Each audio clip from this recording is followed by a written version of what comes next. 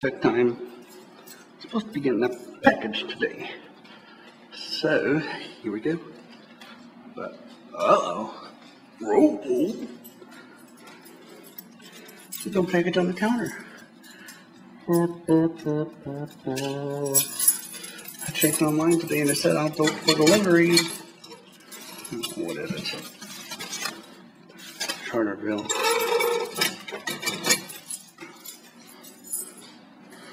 It's outside my apartment. Oh, here's one on the floor.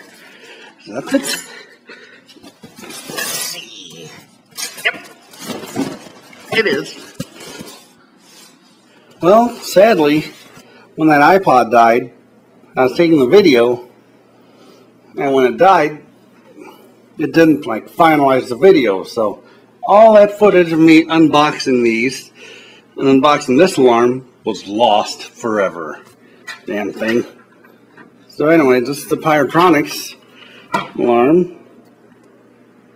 Well, iPod battery decided to die on me, so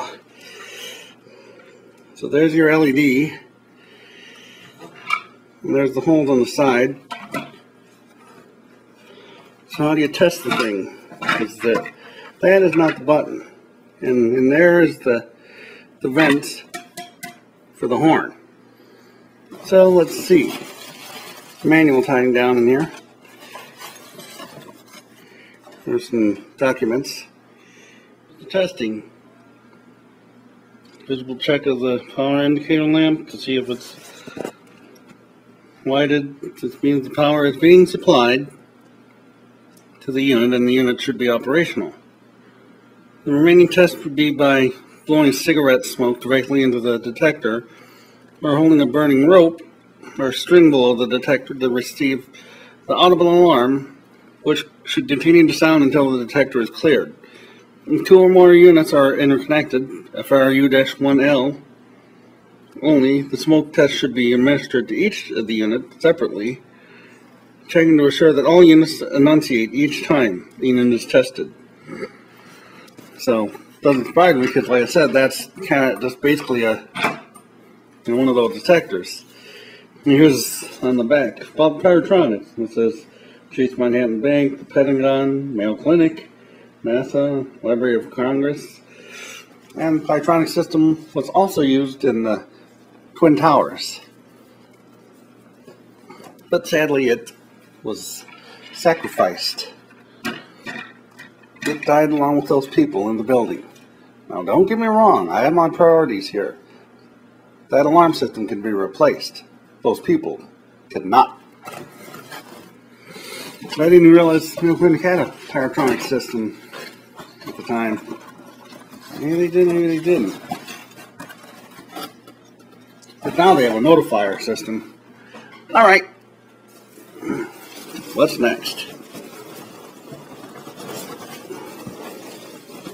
None of these I have anyway.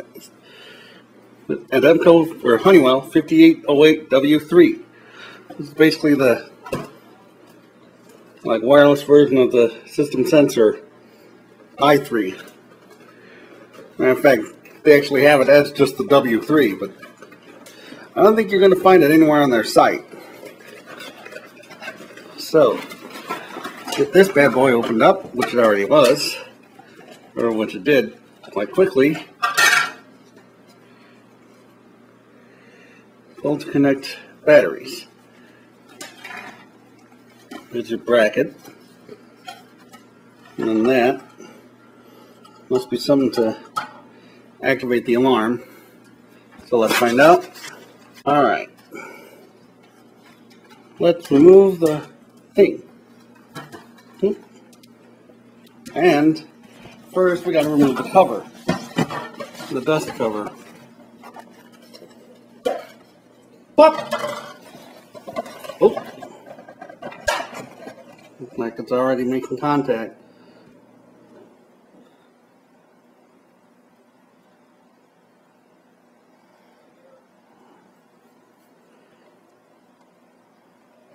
And now it looks like the green LED is on.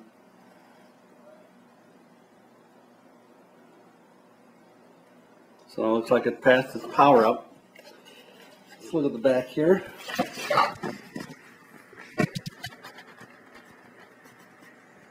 Come on, focus. Come on, focus, iPad. This one doesn't say also suitable as a single station smoke alarm. But,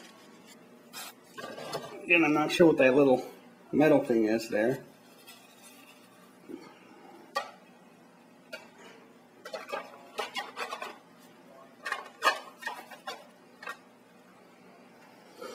Let's see. Probably a line somewhere on here. There we go.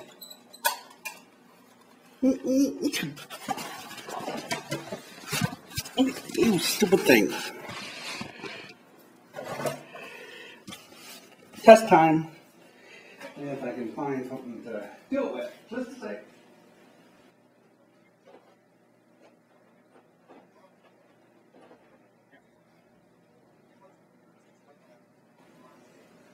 Also put my hearing protection on.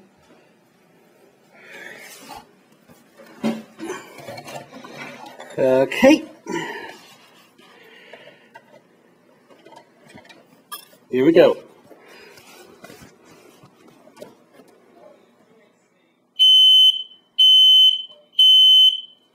Here it is. Kind of a lower pitched one. So, there's the 5808 W3. Running out of room on my table here.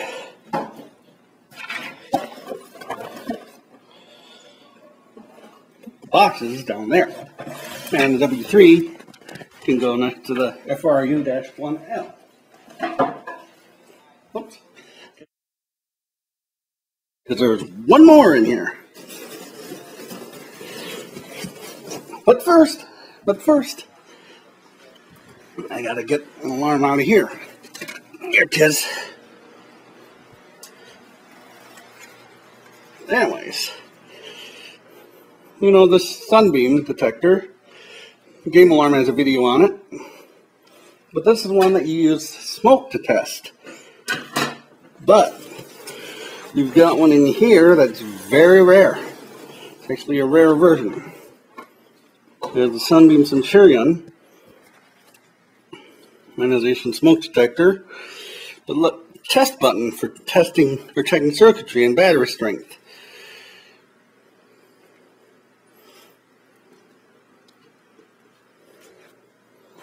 So let's open it up.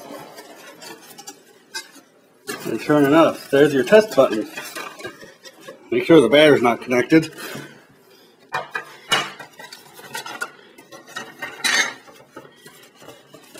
I don't think there's a battery in it anyways.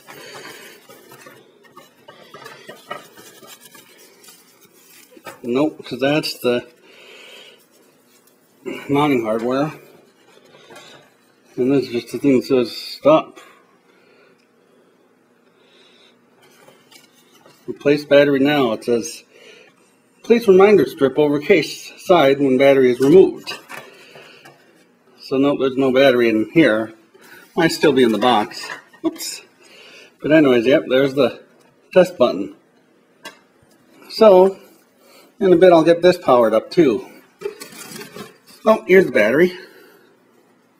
It's actually in pretty good shape for being as old as it is. It hasn't broke or anything. I meant corroded. You can see it's kind of bulged, but it hasn't corroded yet, so. The old Mallory Duracell ones. And I forgot to look at the model number of it.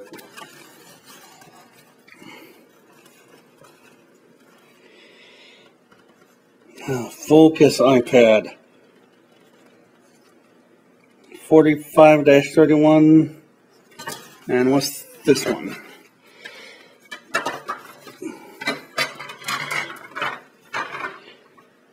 Uh-oh.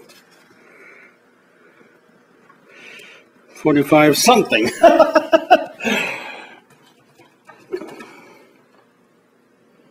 this would have been 45-3D. And and I'm not sure what the actual numbers is. This one is. So, I'll get a battery here sometime, and we can power this bad boy up. Like the circuit board is also a little different. There's my old one. It's kind of larger. And there's the newer one. It's like a little smaller. Yeah, it is. So, we'll be back. Okay.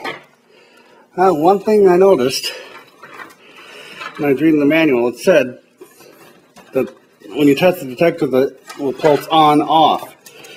So, this might be an alarm that pulsates. And if that's the case, it'd be one of my first, if not the first alarm I have with a mechanical pulsating horn. So let's put the battery in. It might chirp at us, so be aware. Okay, what's going on?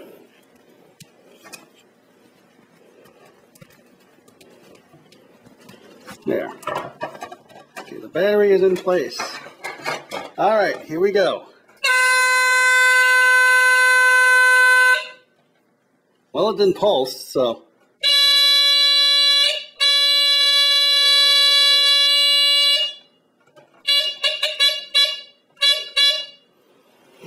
Oh well, it's still a cool one.